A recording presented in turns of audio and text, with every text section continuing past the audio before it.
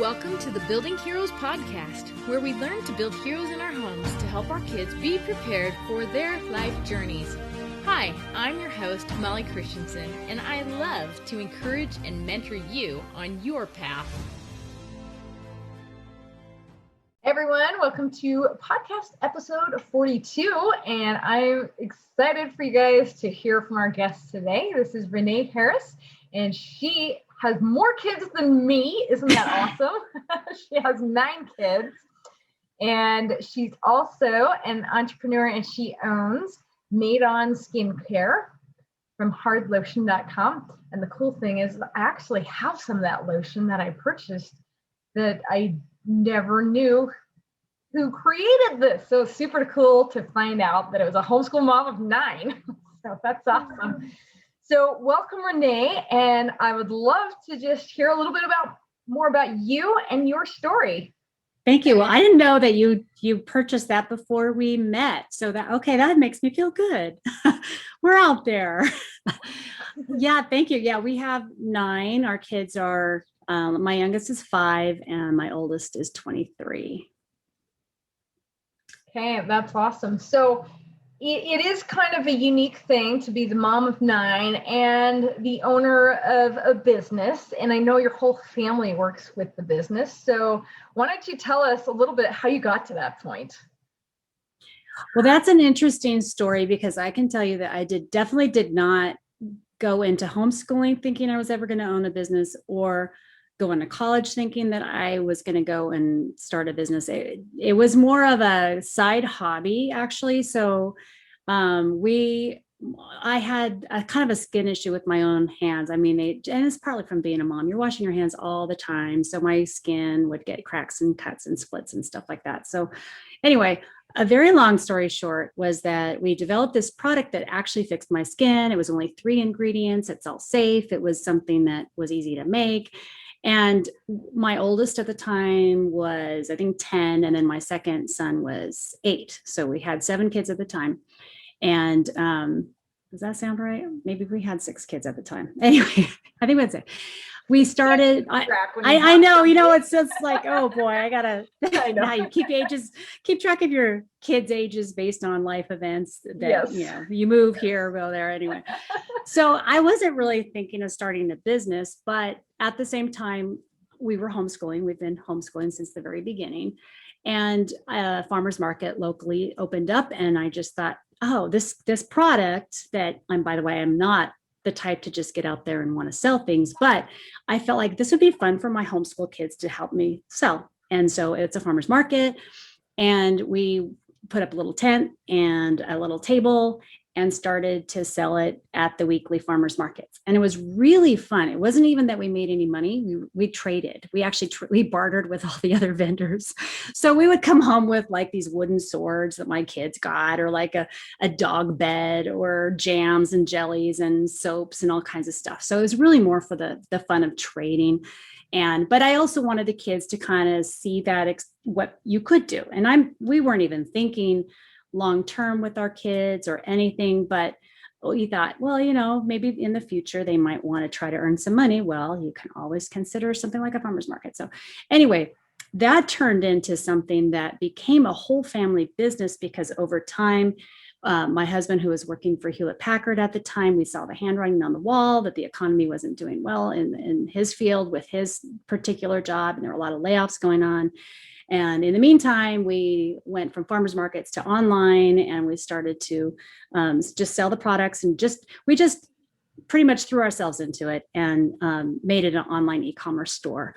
And then within 2 years of that first farmers market, 2 years later, my husband got laid off, and then we decided, let's just go all in on a family business. He could stay home with us, and we could homeschool. We could run this from home. It just the American dream. So thankfully, we did that, and it actually worked. I mean, lots of ups and downs, and it's hard and all of that, but it actually worked. So at the same time, and this is kind of where the homeschooling part comes in, my husband was, he had his degrees and everything, but he was really frustrated with the workplace. Like, why isn't he able to put his own interests and skills to work in the workplace as much as he wished he could? Especially when you work for a big company, he thought like people are starting to write blogs. What if I were to just blog about the things that I'm doing at work, and that could actually help the workplace because I'm talking about the software I'm using. But it doesn't always get welcomed at the workplace. So he felt like maybe we're better off teaching our kids something on the side that they can do as we homeschool them. So when his job meant that he was no longer working for a tech company, and instead he was supporting us and basically coming on board to pretty much make lotion. That's what we do, is we make lotion bars. So that was going to be his job title, was going to switch from IT tech consultant to lotion maker, which that's a whole adjustment in itself. He also decided that, I want my boys, because especially we have more boys than girls. I have 6 boys and 3 girls. He really wanted them to be prepared by the time they were 18 to have some kind of skill set, something that they would want to do. And because he had to take on a lot more of the homeschooling, since I was kind of more the face of the business and I was the one dealing with the customers, he decided that I'll take on more homeschooling, but let's just flip this around. We don't have to just do textbooks at home. We have the freedom to homeschool the way we want to. And so when our children started to hit around age 12, which is a really critical time, that's like when the kids are starting to question things. They want to be an adult. They don't want to be treated like a little kid anymore. He would start to help them develop a skill set or a talent based on what they're interested in. So for our firstborn, he kind of had like some different interests. One would be like he wanted to take music lessons, and he also loved to shoot with his camera. So he liked photography, he liked some music, and my husband would say, okay, well, you know what, we could use you in the business and you could shoot some pictures for mom, just do some product shots. And so of course, you don't want to just kill the kid's enthusiasm if the shots aren't that great. So you have to kind of find a way to work it in, whether it's on social media or something kind of a little bit minor. But we started to allow him to just help us in the business. And that's one big lesson that we've learned over time, is that if your child can bring value to the family, his motivation goes up big time. And so if he knows that, and not just a fake, oh, that's such a great, like your artist, oh, that's amazing art, I bet you can sell this on eBay, and they've just started out, that's not what I mean. It's more like as they get better and you are actually allowing them to bring value somehow to the family, then they want to get better at it because they realize, oh, mom and dad like this, or grandma and grandpa like this, or my neighbor likes this, or whatever it is that they're starting to develop, they get super motivated to keep going with it. So we noticed that with him. And so he went from doing product photography, and then we let him take like guitar lessons on the side. And we are not musical, so we had to kind of pull that in by outsourcing it, getting him a guitar teacher. He wanted to do that for a while, so we let him do that.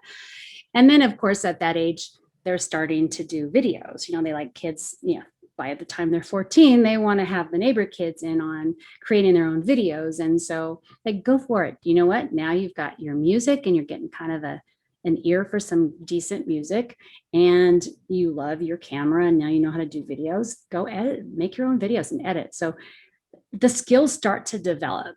And we made a really big emphasis on that as the kids were starting around age 12. But as they're getting older, we really encourage that talent development. And so fast forward, he is now a drone operator. He owns his own, that's a big story. That's a big jump, but there were lots of steps along the way.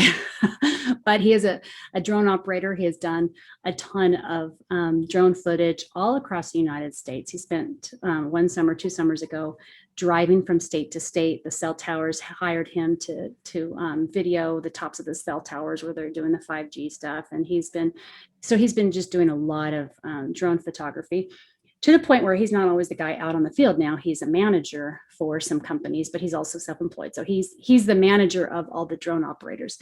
And that happened because he met a friend of ours who had a drone, and the guy got to let him, and he was like, I think 15 at the time, operate the drone. He taught him how to use it. And that just sparked this huge interest in drone photography. So he saved up his money that he would, we'd give him some money when he helps us with the business.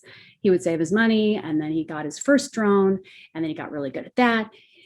Within a few months, he was actually doing drone photography for a local realtor's office. And there's a ton of stuff in the middle of that where he had to learn, because this is highly, highly regulated. So he had to learn all the rules. He learned all these little tips and tricks to make sure that he was following. He even hired not a real estate lawyer. He hired a lawyer who only deals with drone operators to make sure that when he shows up on a job, he's got all of the rules and regs in a notebook that he can show people if they ask, like, is this legal? Are you supposed to be like so many feet from an airport? Because there's all kinds of laws and rules and stuff like that. So he learned all of those things along the way. But we fed that talent even through our homeschooling. So the types of things that he would be doing, whether it was for science or for even public speaking, everything was kind of turned around into something to do with drone operating or videography or anything, like even history. You could just, everything that he had to study for our benefit that we wanted to have him complete for high school, he was able to use that curriculum to feed his talent. And so that by the time he was done, he knocked off all the boxes of what he needed to be educated, but he used drone photography to do that. So that's just one example. We have different kids with different talents in our household, but that I think the most important lesson that we learned as homeschool parents is to find that motivating factor and then allow them to really develop it and then feed it and find all the ways you can to have them serve your family or, your local church or friends. But people start to see that child that you have as the expert in whatever it is. So that's the biggest lesson that we've learned from homeschooling over the years. Oh, I love that. That was an amazing story. There's probably more to it. Well, and I love how you flip it around too, because you said age 12, it's a really important age, kind of a transition age, because you're looking at a 12-year-old and you're going, is this working? Is it going to work? And really, that's when they just need you to see that they are good inside, to see that they have that potential and that it's going to come, but it may not come in the way or the speed that you think it should come. I mean, sometimes we just think, our kids develop like this, nice constant pace, no, right. It's not like this. And then at some point, it just seems like it clicks. The lights go on. Yeah. And they just take off, and it's amazing. And it doesn't mean they're perfect and everything, but all of a sudden, because you've been watching for it and looking for it, you see it happen. And you see with kids, like if on their own, and a lot of parents, that's why they pull their kids out of public school. It's because it is so peer pressured, age 12. I'm sure you and I can remember what 12 was like, or junior high or whatever. It's so hard. It is so the worst. Hard. Yeah, it is the worst. I tell my kids stories about junior high, which is horrible. But if you had a kid that didn't have that pressure, and instead they become really good. I mean, that when we were in junior high and high school, you could remember the kid that was really good in sports, and then they're just super good in sports. They're usually very confident and they've got something going for them. And that kid's probably going to be pretty successful because he's like the top of the whatever, or the smart kid or the whatever. But knowing that all of the kids have potential for that, every single child has potential to be that one really good at something. And when my husband was reading the Malcolm Gladwell's 10,000 hour concept, where it takes 10,000 hours to get really, really good at something. And you are already far beyond the next level, the next quote expert. And we just thought, well, then let's just take it down to age 12, because why wait until you're 18 or 30 and decide, this is what I want to do for the rest of my life. I really am interested in this. So this is what I want to do. Why not instead start it way younger, knowing that you can pivot? There's plenty of time to pivot. And, we've got stories of that too, where our kids start going down one path and then decide, nope, that's just not my thing. I thought it was, or I thought I liked it because my best friend was into that. And then I realized, no, that's not something I want to do the rest of my life. And they go into something else.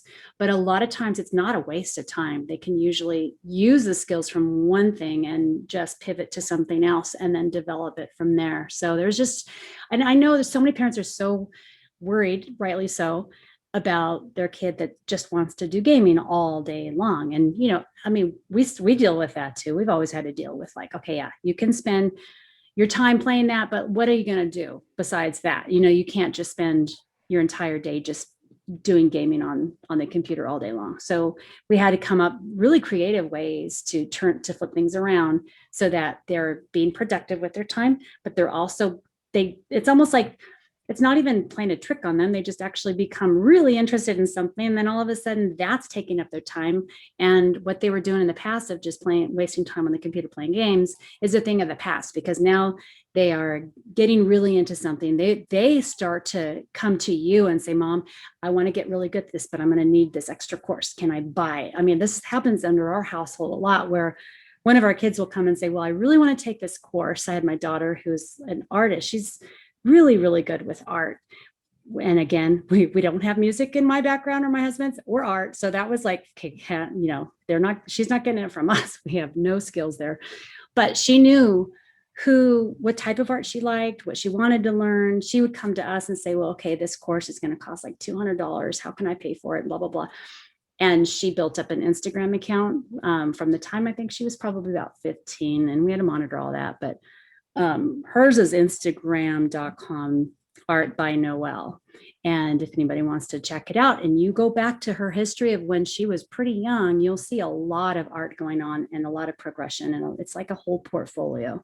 So it's just been neat to kind of see with our kids, super different. Like every single child is like extremely different from each other, but their skill sets are very specific, so that when somebody comes and meets the kids, they're like, oh, are you the coder kid or are you the machinist? Because they have different skill sets that they're kind of becoming known for, because that's how they've spent their time in the house. Oh, that's really cool. So what I'm hearing you saying though here is you're looking at education in a different way, in that you're trying to focus on each kid and help them become confident in something, so they have a skill that they can feel good about and that can support them in the future too, that can make money. But a part of it too is that at the same time, you are expecting them to contribute. You're expecting them to be productive. And, you're hopefully not having to nag them all day long. Come on, get productive, Yeah. Well, it's kind of like when you have kids that, let's say you've got 4 kids in your house and it's Saturday morning and everybody needs to clean the house. Well, which ones are going to do a better job at the windows and which one are going to do a better job at the bathroom, and which one would prefer to be outside mowing the lawn.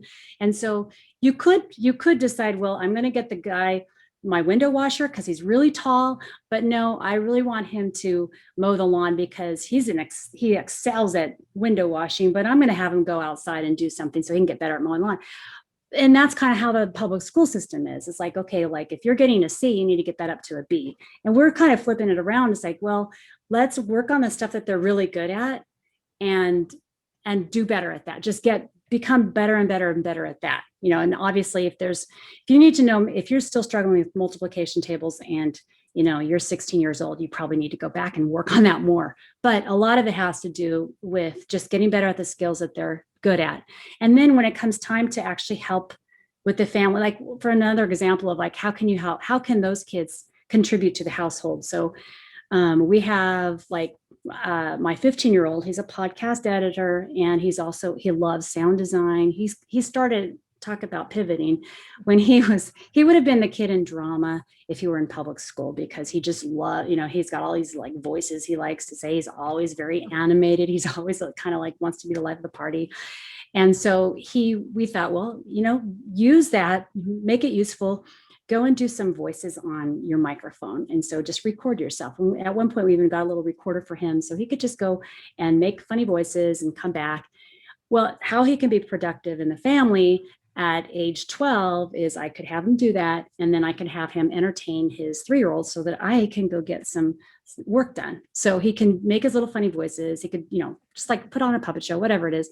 And by knowing that he has got his little kid sister in stitches, just laughing her head off in the other room, I'm like, okay, good. I know that they're occupied for a while. He's helping his sister out. He feels good because she is like completely laughing, and that's something productive. And then fast forward, now he has such a huge like music playlist because he knows exactly what type of genre works well with what kind of dinner party, or like, which friends group, because we obviously all have different kinds of friends that we hang out with. He would know these people would appreciate jazz. These people would appreciate this. So when we come to him and say, could you just put together a playlist because we're having such and such family over and we would love to have some kind of nice ambiance music going on in the background, we can count on him to put that together for us and do a good job. Or if it's a birthday party or whatever, so it's just those things that when they're as teenagers under your household, they can be super productive and add value to your own household because they're good at something. And if you have a photographer that wants to take video at the Christmas party, that you have, and then put together something fun with music and then send it to grandma who didn't get to come to the birthday party because she's too far away, but you've just uploaded that to YouTube or some other place that grandma can watch it and see how everybody's grown and everything else. But you're going to take the expert at videography and who loves to edit, and you say, yeah, you can put all your extra explosion and sound effects in if you want, go for it. And then they're actually bringing value to grandma 3 states away. So it's just whatever opportunities, you just keep looking for those opportunities and filling them. I love that. And I love that really, really, that's good. What we're doing it here is it's not taking a lot of extra time. It's just taking a little extra focus, and you're shifting your focus to encourage your kids with what they're good at, but also on how they can add value to the family. That's gold, you guys, gold. Yeah. How can I help them add value to the family? Because when we feel like we're contributing, that builds confidence. Yep, you've totally nailed it. In fact, that you could do that, or you could be bringing, your son or your daughter to softball practices all week long and then be out there all day Saturday. And for the sports family, yes, totally do it. I'm not going to knock sports or anything, but if you feel like, oh, right, we have to go to another practice and you got to drag your 3-year-old, you can't leave your 3-year-old home alone. So you've got to drag people to that. And then you're like, well, mom and dad have to show up because we want to support our little baseball player. But then at the end of the day, has it brought value? It could. I mean, there is definitely, we look for ways that if there is a certain thing that the family is really into, it might be that family is a massive sports family. And so they want to have a tailgate party. Well, you put the kid in charge of like, okay, you go, you probably have somebody in your family who's a good cook. So let the cook in the family go find the recipes that are going to make a really fun tailgating party. And, you could bring your little musician in to find the music that's going to make that party really fun. And, whatever, you've got all kinds of ways to take the talent, but you have to look for those opportunities. And it can't stretch the family. Like that's one thing we never really did, where we didn't have kids going off to different activities. We had 9 kids. We just didn't have time for everybody to have the kids getting to do their favorite activities. And we're, carpooling everybody. It just doesn't work. So you have to look for those opportunities that fit the family. And that's a big thing that we say. It has to work within your family, and it has to somehow bring value. And yet without forcing the kid to do something that's outside his interest level or, his talent. It's really focusing on the individual, but expanding it out to the family. And I love that way of thinking, because sometimes we can get very selfish, really, in the family too. Sometimes, and so I love how you're including both parts of that too. It's like, how is this adding value to the family? And having that emphasis. That's fantastic. I was going to ask you, okay, have you ever had any grumpy kids who don't have any talents or skills, or so they think? How do you bring that out of a kid like that? I think because we started with our oldest early on, he kind of set the tone and set the example. So I think I can only think of one where he had a harder time kind of figuring it out. And he tried several different things until he found, but by the time he was 16, he nailed out what he really liked. And he was just, he wanted to do a little bit more like what his second born, so his older brother was doing with some machinery. And so we wanted him to like stick with one thing, not just go all over the place. Cause that's another problem. You could easily have that issue where the kid says, okay, well, I want to go take this class or course or whatever. And then after that, like, no, I'm bored of that. I want to go do this completely opposite thing. So he wanted to get into machinery like his brother did. And two brothers had 3D printers and they would just do all kinds of things like together. And he thought that's what he wanted to do.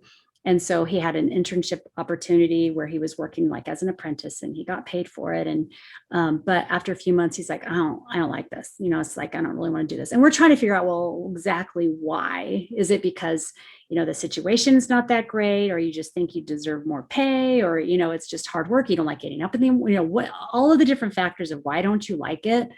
Because he liked it when he was doing it on his own in the garage came up. And so finally, after several months, we made him stick with it though for a while. And the other big piece that we do is we do make the kids create a portfolio out of whatever they're doing. So whether almost all of them, it's going to be a blog. So all of our kids blog, they have their own blog, and it's been useful because something that they started blogging 5 years ago is still there. And so the ones that have turned it into a website, they have all of those years of blogs. So, but in this one's case, we decided after so many months of working as an apprentice, what he really wanted to do is help us out in the business more. He wanted to be more helpful and useful in the business.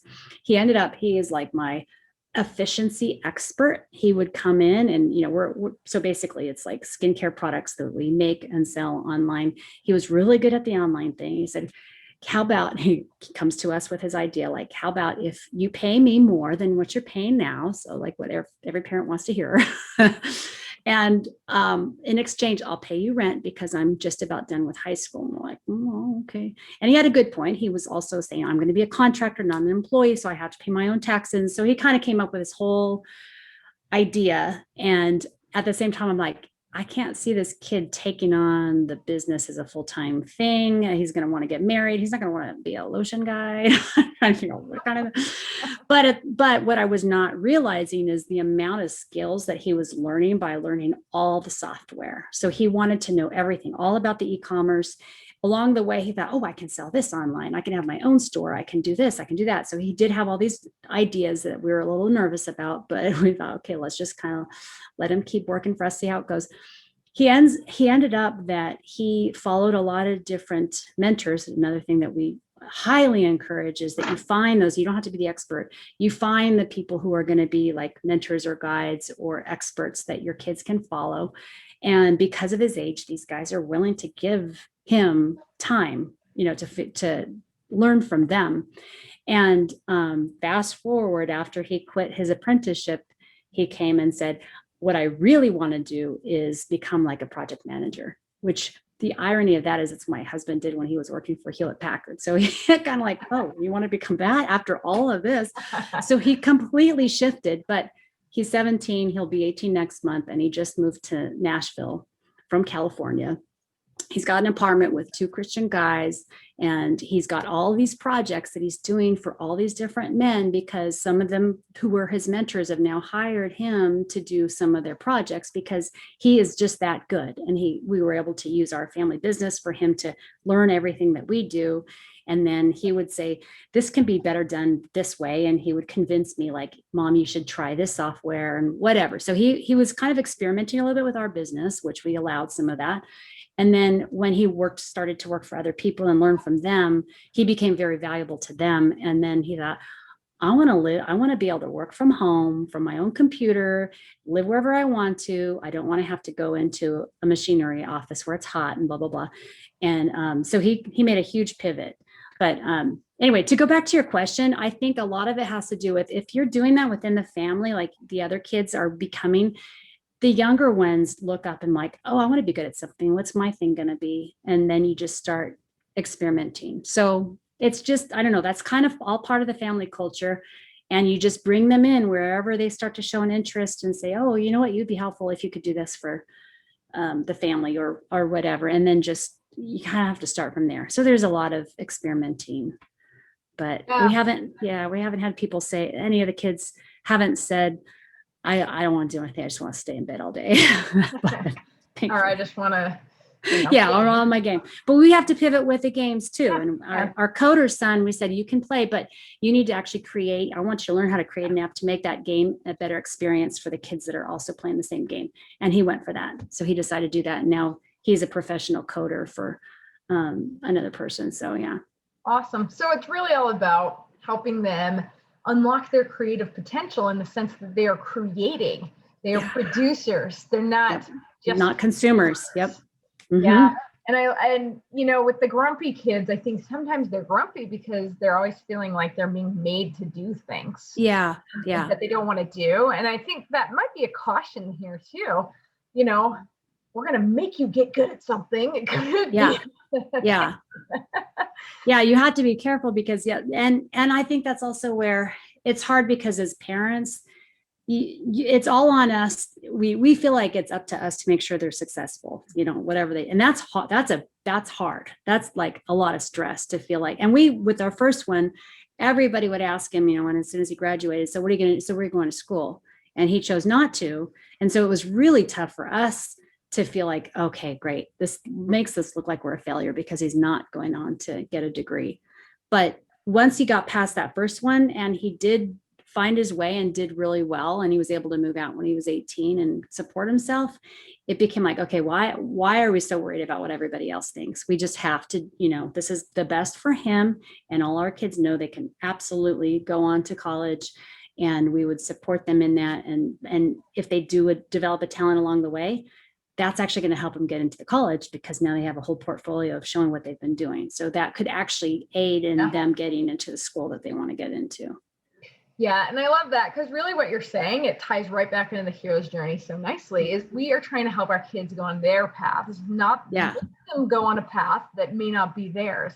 And so I love, you mentioned so many good things in this where, these are great principles that anyone can apply, even if you don't have a business in your home or 9 kids or whatever. Oh yeah.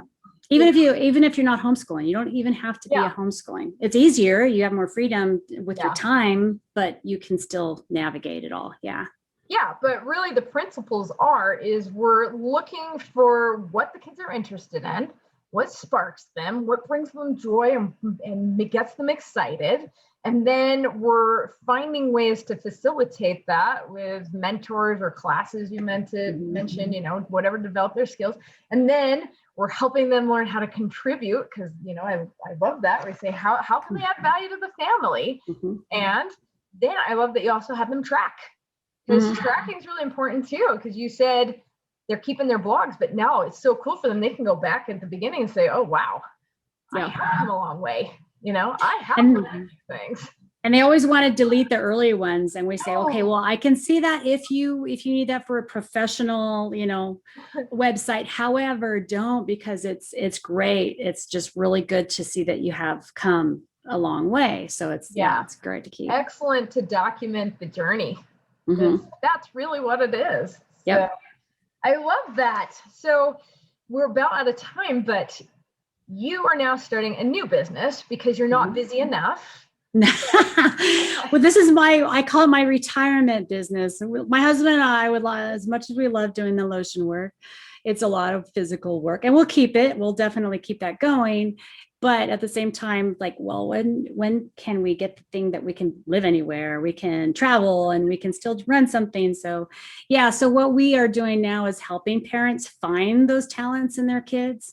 And we have a download on our website. It's parenttheirpassion.com. And there's a download there that's kind of like a not a checklist, but an interest worksheet, we call it, so that you can come up with those ideas. And that's where you talk to your kids too, especially your 12-year-old, around age 12, start figuring out what they're interested in. And then you also, part of it is the family assets. People don't realize what they have under their own roof already. They've got family assets. So anyway, this download will help you to start to just fill out a whole bunch of information about your family. And then especially my husband, I mean, I'm kind of good at it, but he can come in and say, oh, here are some ideas. Here are 10 ideas you can start with tomorrow with your kid. And then the parents can go back home, talk to their kids about like, so what kinds of things can we do? Or what would you like to do?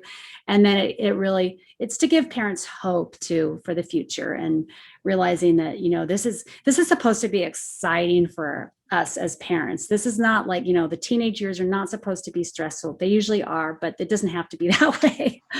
No, teenagers are amazing. And yes. I love having teenagers in my home. So yes, I love that. So yeah, head over to parenttheirpassion.com, get that free download to get you started on helping find those talents and interests in your kids. I mean, you probably already know some, but I think it's really cool to, maybe that can fine tune it. And or come up with like more than one idea, or have more than one skill set. That's the fun part too, is you come up with a few things that work together that sometimes, we don't really realize. And sometimes it takes somebody outside to look at it and like, oh, you could do this too. So that's where we love getting involved. Yeah, that's so awesome. I mean, I have a 12-year-old son right now, so it's fun that you're talking about 12-year-olds. But that kid loves engineering. He loves 3D printing. He's going to get a CNC machine soon. Yep. And that just and he could be considered my grumpy kid sometimes, So, but there's always things that light up the kids, even if there is nothing, Yep. So, that's all great. right. Thank you so much. Appreciate you taking time out of your busy schedule to join us. And let's find out how our kids can add value to our families. Yay, thank you. Thanks for listening to the Building Heroes podcast. Can you help more people join the Building Heroes movement by sharing this podcast? More people can find it when you subscribe to the show, rate it, and leave a review. For more help on building heroes in your home, get the free Building Heroes resources at www.buildingheroesacademy.com.